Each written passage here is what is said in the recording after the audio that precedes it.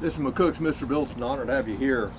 Just sitting out here in my garden. We already got tomatoes setting on. Won't be long till we'll be eating tomatoes. I hope your garden's doing well too. But you're here for a story. Okay. I had a young lady in the 1970s. She had gotten married and it lasted about 1 year and she got a divorce. Mutually disliked each other when they left each other. And she said before she got married, she said very few guys dated her. But after she got divorced, she said there was a whole bunch of guys seemed to want her after she got divorced. And she said the shocking part was that many of those guys were married men wanting to go out with her. Yep, and she did go out with a few of them just to see what the game was. And there was no question what they had in mind, and she figured out what might be coming. And so whatever she took, I'm not sure the product she took, but it made it a lot tougher for her to get drunk. I said drunk. And so when they did their very best to get her drunk so that they could have their way with her, if you will, a light form, but a form of what Bill Cosby did, they were the ones that were drunk under the table. That's right, they were the ones that passed out. And she, with pride, talked about that. And she said it wasn't very long till everybody left her alone because they knew they couldn't get to square one with her. And she did have a backup though. She had a backup. She carried a double-barreled .38 Derringer, you bet. And it was loaded with birdshot. Yeah.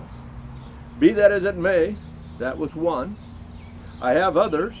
An example is in the 1980s, the late 1980s, a woman had been married for most of 5 years. Found out her husband was cheating on her, and so she divorced him. Now she was working at a gas station at the time, so a lot of men came through. And no question, no time, they found out she was divorced, and they started hitting on her.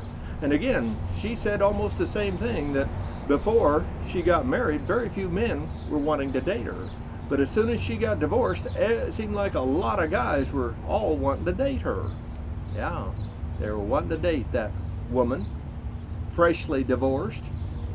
And she really didn't care to. She didn't want to jump into the frying pan again, if you will, in dating scene. Be that as it may, she said the shocking thing though was a lot of them were married men, supposedly happily married men.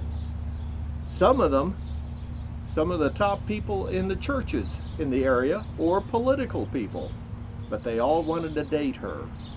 And they would even offer her trips to Vegas, things like that, if they'd go away with them for the weekend.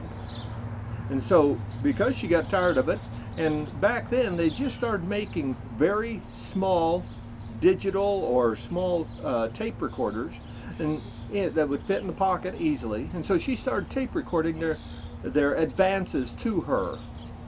And when they'd get done doing all they could to talk her into going away with them or to go with them, she'd pull it out, play it back, and tell them point blank, I'm going to make this public. If you ever bother me again, or if I hear of you bothering any of the other women, you're married.